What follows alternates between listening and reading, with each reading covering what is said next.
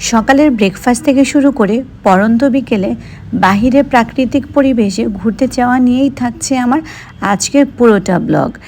আসসালামু আলাইকুম everyone, welcome to my daily vlog. শুভ সকাল সবাইকে। আজকে আমার সকাল শুরু হয়েছে সকাল 7:30টায়। অ্যাকচুয়ালি আমার ঘুমটা এখনও পুরোপুরি ক্লিয়ার হয়নি, যেহেতু আমি একদম লেট নাইট পর্যন্ত সজাগ ছিলাম। কিন্তু কী করার, ওয়াফিয়া যেহেতু সকাল সকাল একদম স্কুলে যায়, তাই ওয়াফিয়াকে স্কুলে দেওয়ার জন্য আমাকে খুব আর্লি মর্নিং ঘুম থেকে উঠতে হয়। সো ঘুম থেকে ওঠার পরপরই আমি ফ্রেশ হয়ে নিচ্ছি।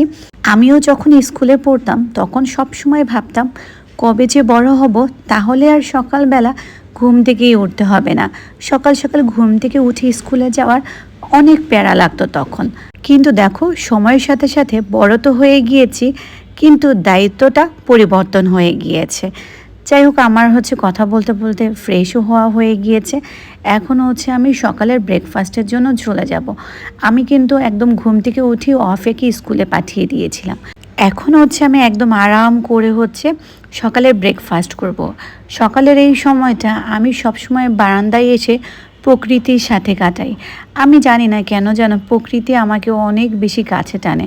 প্রকৃতির পাশাপাশি থাকতে, সাথে থাকতে আমার বেশ ভালো লাগে। তাই সকালের এই সময়টা আমি বারান্দাতেই কাটাই। বাই দ্য ওয়ে, আম্মু বাজারে গিয়েছিল, আসার সময় এক খাঁচি ডিম নিয়ে এসেছিল।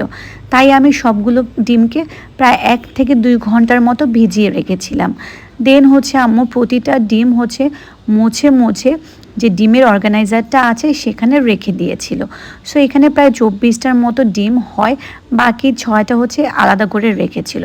সো এখান থেকে আমি আম্মুর জন্য আর আমার জন্য 2টা ডিম সিদ্ধ করেছিলাম। আমার ডিম সিদ্ধ খেতে বেশ ভালো লাগে। আমি আমার ডিমটাকে ছিলে নিচ্ছিলাম আর আম্মুর ডিমটাকে এক সাইড করে রেখেছি। যখন আম্মুর খাওয়ার হবে তখন খেয়ে নেবে।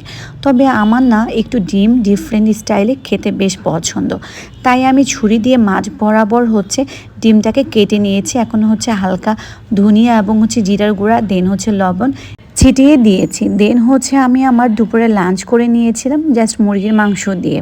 দেন বিকেলের দিকে ওয়াফিয়া বাসায় থাকতে থাকতে অনেক বেশি বোর ফিল করছিল, বলছিল যে মাম্মা চলো আমরা একটু বাহিরের থেকে হেঁটে আসি। অ্যাকচুয়ালি আমাদের এই জায়গাটা খুবই পছন্দ, কারণ আমাদের বাসার খুব কাছাকাছি এই প্লেসটা রয়েছে। তাই আমরা যখন বাসায় বসে থাকতে থাকতে খুব বেশি বোর ফিল করি, দেন আমরা এই জায়গাটাতে হাঁটতে চলে আসি। সো ওয়াফিয়াকে দেখতেই পারছো যে ওয়াফিয়া কতটা এক্সাইটেড, কারণ এটা ওয়াফিয়ার খুব পছন্দের একটি জায়গা।